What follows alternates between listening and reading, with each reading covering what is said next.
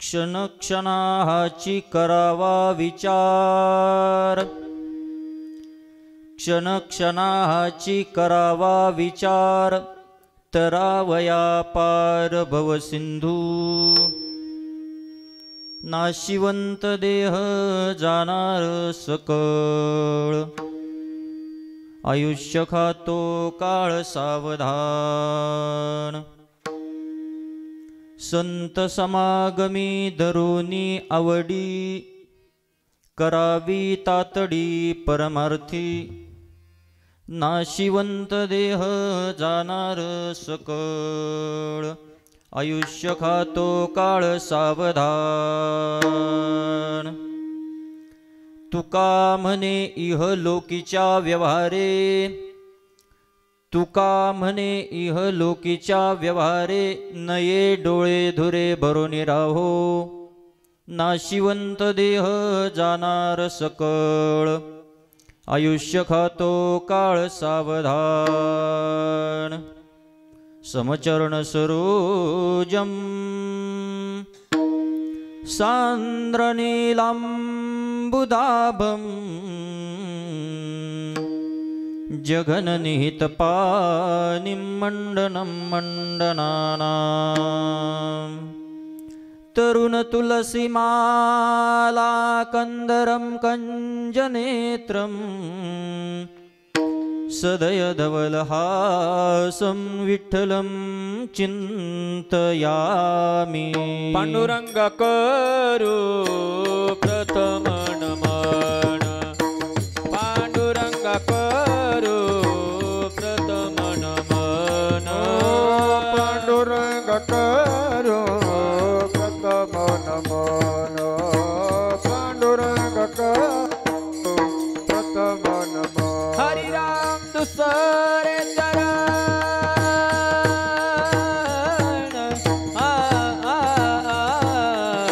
संताचिया दुसरे चरण, संताचिया।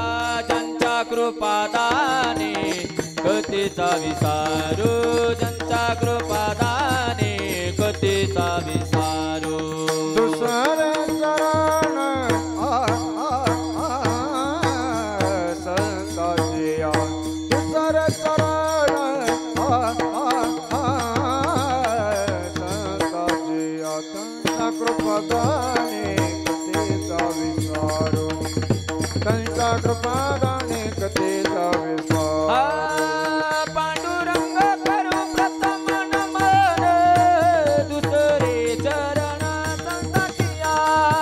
ज्यांच्या कृपादाने कथेचा विचारू राम, बाबाजी सद्गुरु दास तुका। पांडुरंग करू प्रथम नमन, दुसरे चरण संताचिया। त्यांच्या कृपादाने कथेचा विसारू, बाबाजी सद्गुरु दास तुका।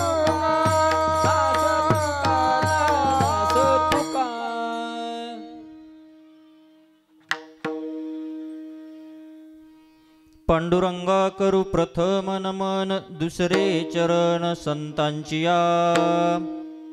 त्यांच्या कृपादाने कथेचा विस्तारू, बाबाजी सद्गुरु दास तुका। नमितो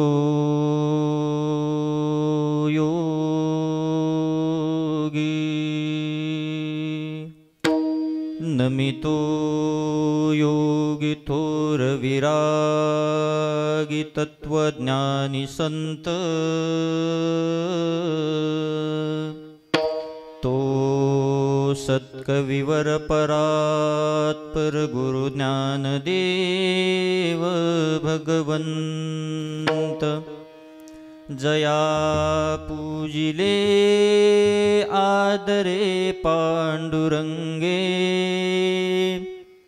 विमानस्थ केले प्रयाण प्रसंगे। तनु मानवी दिव्यरूपीच केली, न त्यागीतिये दिव्य लोकासी नेली तुका तोचितो हा परब्रह्म प्रकाशी जळी रक्षिले निर्जीव कागदासी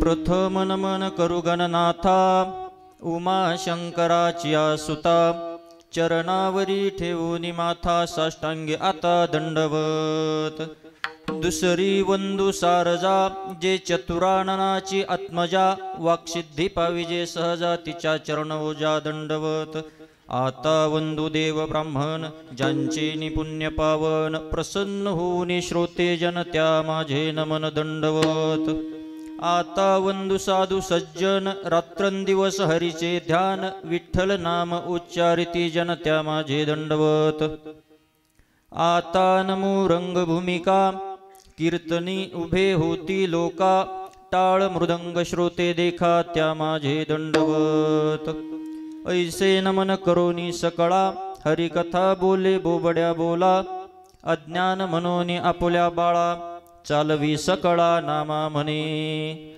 संपाद्य ज्ञानं च विदाय भक्तिं विलोकितो येन समाधिराज वैराग्यवन्तं सुविचारयुक्तं नमामि जोगं शिरसा गुरुन्तं मस्तक हे पायावरी मस्तक हे पायावरी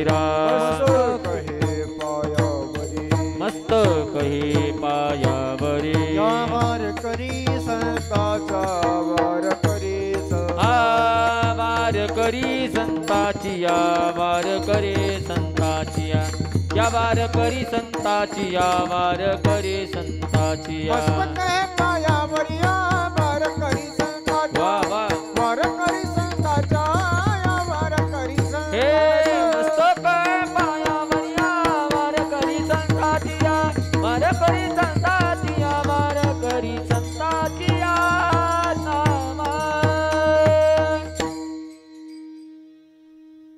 क्षण क्षणाची करावा विचार तरावया पार भव सिंधू नाशिवंत देह जाणार सकळ आयुष्य खातो काळ सावधान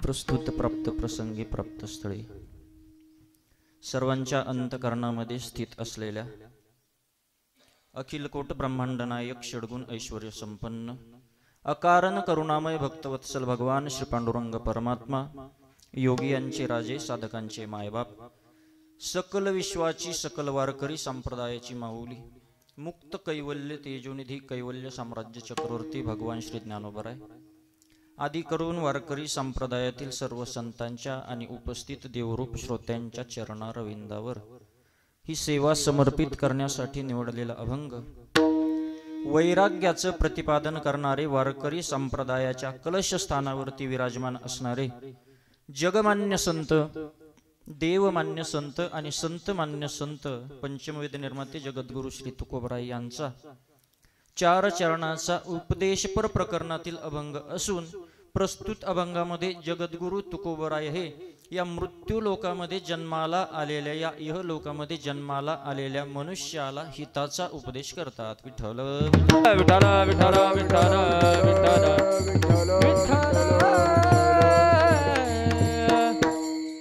या मृत्यू लोकामध्ये आल्यानंतर कसं जीवन जगावं, इथं आल्यानंतर आपण काय केलं पाहिजे, जीवन जगत असताना काहीतरी नियमावली आपल्याला असावी.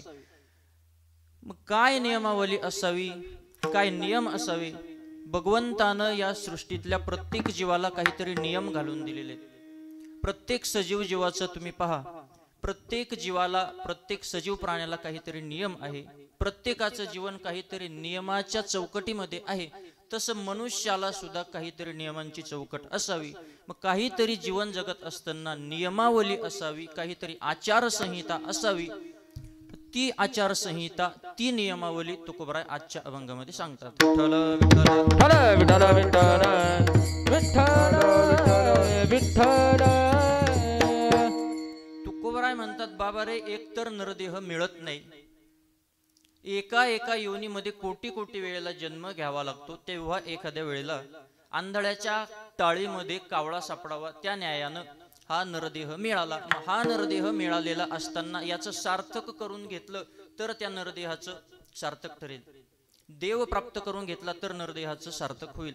या नरदेहाचं सार्थक होण्याकरिता काय करा? तर तुकोबराय म्हणतात, बाबांनो, एक काम करा, काहीतरी विचार तुम्हाला करावा लागेल. काय विचार करावा लागेल? क्षणक्षणाची करावा विचार, तरावया पार भवसिंधू. या भवसागरातून, या संसार सागरातून आपल्याला तरुण कसं जाता येईल याचा विचार केला पाहिजे. या जन्म मृत्यूच्या कचाट्यातून आपल्याला आपली सुटका कशी करून घेता येईल याचा विचार केला पाहिजे. देहावरती प्रेम करण्याच्या भानगडीत पडायचं नाही, देहाचा भरवसा धरायचा नाही. का? कारण देह हा नाशिवंत आहे.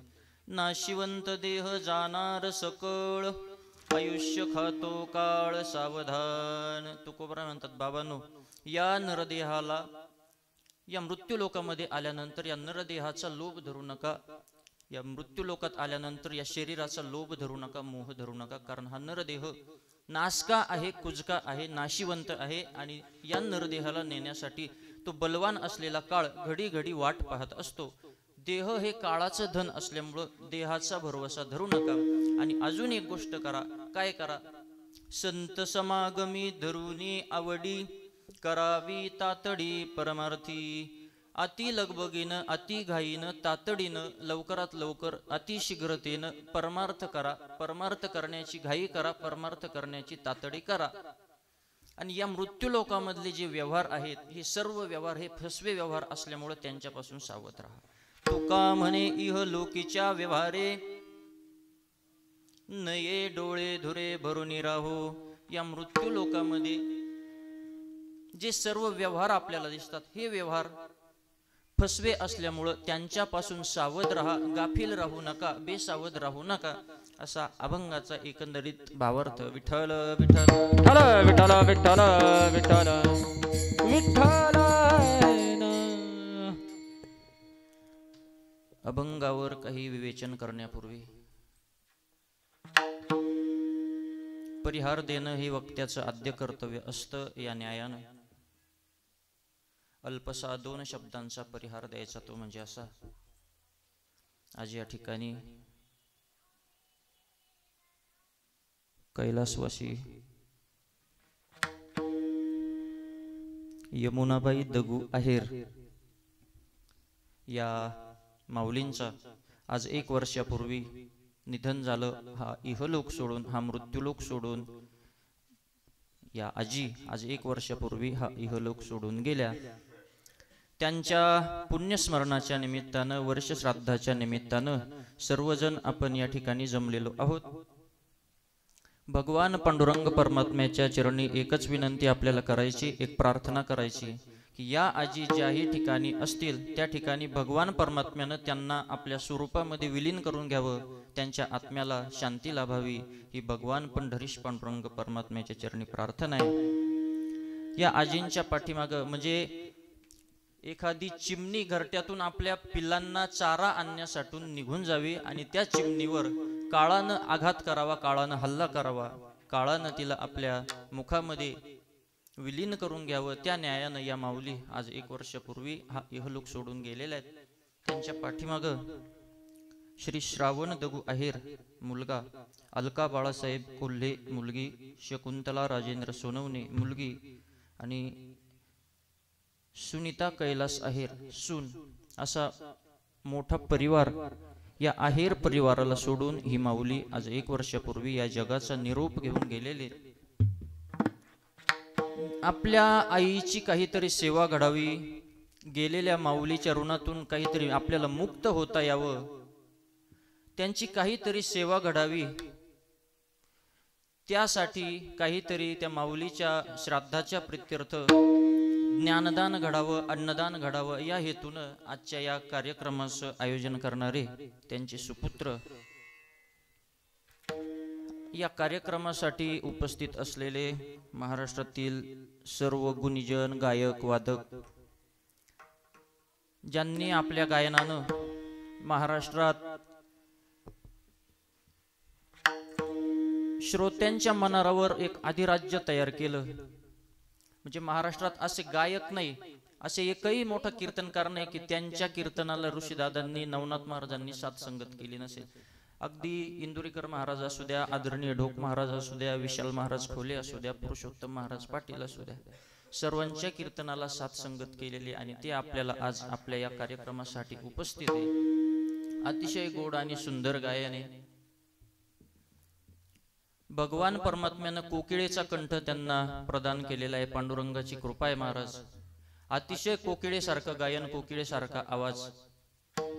एखाद्या आंब्याच्या झाडावरती जर कोकिळा बसलेली असली आणि कोकिळीनं जर समजा कुहू कुहू आवाजामध्ये गायन करायला सुरुवात केली, कोकिळा गायन करते की ऋषी महाराज गायन करतात समजत नाही. कोकिळेसारखा कंठ आहे एकदम. कदाचित त्यांनी मागच्या जन्मात कोकिळा खाल्ली होती का काय. कोकिळेसारखा कंठ, अतिशय गोड सुंदर आवाज महाराजांचा, म्हणून त्यांच्या चरणी विनम्र भावानं नतमस्तक. तितक्याच तोलामोलाचे व्यक्तिमत्व नवनाथ महाराज बत्ताशे, तेही उपस्थित आहे, त्यांच्याही चरणी विनम्र भावानं नतमस्तक. मृदंग क्षेत्रामध्ये ज्यांनी मोठं नाव केलंय असं आपल्या चांदोड तालुक्याचं वारकरी वैभव असणारे, महाराष्ट्रामध्ये मृदंग क्षेत्रामध्ये ज्यांनी PhD केली, मृदंग क्षेत्रामध्ये ज्यांनी डॉक्टरेट केलं, अशा आदरणीय बघे गुरुजींचे ते विद्यार्थी अर्जुन महाराज. अतिशय गोड वादन, त्यांच्या हात म्हणजे अतिशय गोड हात आहे, त्यांचेही या ठिकाणी मनापासून आभार. कीर्तनाला उपस्थित असणारी सर्व गुणीजन, गायक, वादक मंडळी, टाळकरी मंडळी, हार्मोनियमच्या साथीसाठी असलेले आमचे दिनकर महाराज, त्यांचेही आभार. शिष्टीमौली आपलेही आभार. परिसरातून आलेले, पंचक्रोशीतून आलेले सर्वच चोपदार, अमोल भाऊ, आपले सुद्धा या ठिकाणी मनापासून आभार. टाळकरी मंडळी या ठिकाणी उपस्थित आहे, त्यांचेही आभार. आणि या ठिकाणी या कार्यक्रमाचं चित्रीकरण करण्यासाठी मराठी वक्ता या YouTube चॅनलचे सर्व आमचे वैभव दादा या ठिकाणी उपस्थित आहेत, त्यांचेही मनापासून आभार.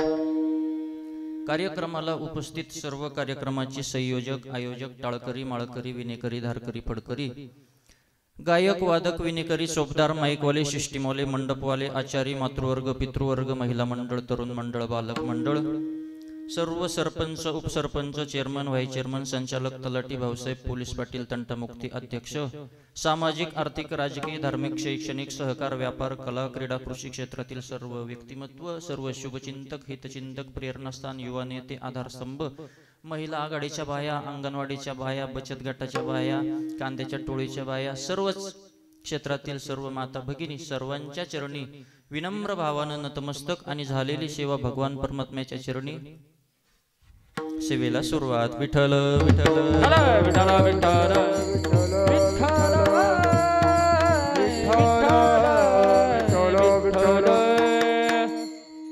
आजचा वर्ष श्राद्धाचा दिवस असल्यामुळं थोडा आवाज देता येईल का पहा बरं.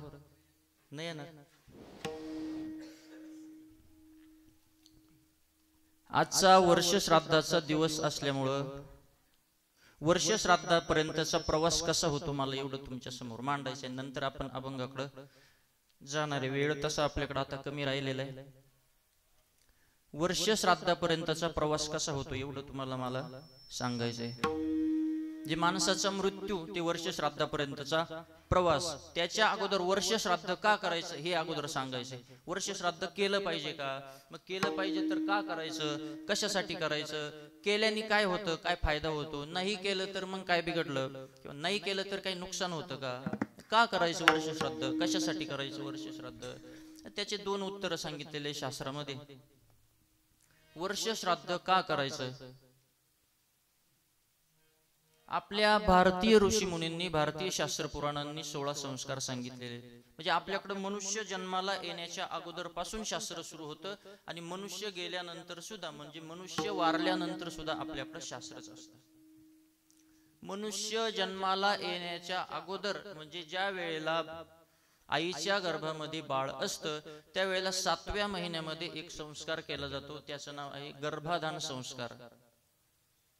असं गर्भाधान, पुसवन, सीमंतोनयन, जातकर्म, अन्नप्राशन, कर्णवेद, वानप्रस्थ, मुंज म्हणजे त्याला आपण जावळं म्हणतो, विवाह हा एक संस्कार आहे. त्याच्यानंतर वानप्रस्थ आणि अंत्येष्टी असे हे 16 संस्कार सांगितलेले आहेत. या 16 संस्कारांचा भाग म्हणून आपल्याला वर्ष श्राद्ध हे केलं पाहिजे. असे हे 16 संस्कार सांगितले. संस्काराचा भाग म्हणून वर्ष श्राद्ध करायचं. मनुष्य गेल्यानंतर अजून शेवटचा एक संस्कार सांगितला जातो, त्याचं नाव आहे अंत्येष्टी. या अंत्येष्टीमध्ये पुन्हा 3 विधी सांगितले. पहिला विधी सांगितला शवदहन, दुसरा विधी सांगितला अस्थिमेलन आणि तिसरा विधी सांगितला रक्षा विसर्जन. शवदहन म्हणजे अग्निडाग देणं, अस्थिमेलन राख सावरणे आणि रक्षा विसर्जन म्हणजे त्या व्यक्तीची राख गंगेमध्ये किंवा गोदावरीमध्ये नेऊन प्रवाहित करणे, असे हे विधी सांगितले. भारतीय ऋषी मुनींनी, भारतीय शास्त्र पुराणांनी सांगितलं म्हणून वर्ष श्राद्ध करायचं, हे एक उत्तर. आणि त्याचं दुसरं उत्तर असे, प्रापंचिक माणसानं, संसारिक माणसानं 3 दैवत नेहमी प्रसन्न ठेवले पाहिजे. कोणते 3 दैवत प्रसन्न ठेवले पाहिजे? त्याच्यामध्ये कुलदैवत, ग्रामदैवत आणि पितृदैवत, या 3 दैवतांना प्रसन्न ठेवलं पाहिजे संसारिक माणसानं. कुलदैवताला प्रसन्न ठेवायचं असेल तर काय केलं पाहिजे? आयुष्यात या मृत्यू लोकात जन्माला आल्याच्या नंतर प्रत्येक वर्षी म्हणजे दर वर्षाला आपल्या आपल्या कुलदैवताला गेलं पाहिजे. आपलं जे कुलदैवत असेल, जेजुरीचे खंडोबा असतील, भवानी माता असेल, जे काय असेल ते, त्या कुलदैवताला वर्षातून एकदा गेलं पाहिजे. त्यांचा नैवेद्य, त्यांचं जे काय असेल पोषक तो त्यांना दिला पाहिजे. कुलदैवत प्रसन्न राहतं. ग्रामदैवत प्रसन्न ठेवलं पाहिजे. आपल्या गावामध्ये जी देवता असेल त्या देवतेला प्रसन्न ठेवलं पाहिजे, म्हणजे ग्रामदैवत प्रसन्न राहतं. दररोज सकाळी आपलं स्नान संध्या झाल्यानंतर, आपली देवपूजा आटोपल्यानंतर गावातील मंदिरामध्ये जाऊन त्या देवतेची पूजा अर्चा केली पाहिजे, त्या देवतेचं दर्शन घेतलं पाहिजे, म्हणजे ग्रामदैवत प्रसन्न राहतं. आणि तिसरं दैवत आहे पितृदैवत. पितृदैवतांना प्रसन्न ठेवलं पाहिजे. मग पितृदैवतांना प्रसन्न ठेवण्यासाठी आपण भाद्रपद महिन्यामध्ये पित्र करत असतो. काय करत असतो? बोला बोला. हा, पित्र. पित्र आपण करत असतो कशासाठी? खीर खायला. पित्र करण्याच्या पाठीमागचं कारण काय? पितृदैवतांना प्रसन्न ठेवण्यासाठी. म्हणून मग पितृदैवत जर प्रसन्न नसतील तर काय होतं? आहा कटातांचे करीती पितर, वा वा. आहा कटातांचे करीती पितर, कटातांचे करीती पितर, कटातांचे करीती पितर, आहा कटातांचे करीती पितर, आहा कटातांचे करीती पितर, पितर कटातांचे करीती पितर, कटातांचे करीती पितर. वंश दुराचारी पुत्र झाला, वंश दुराचारी पुत्र झाला, पुत्र झाला, पुत्र झाला.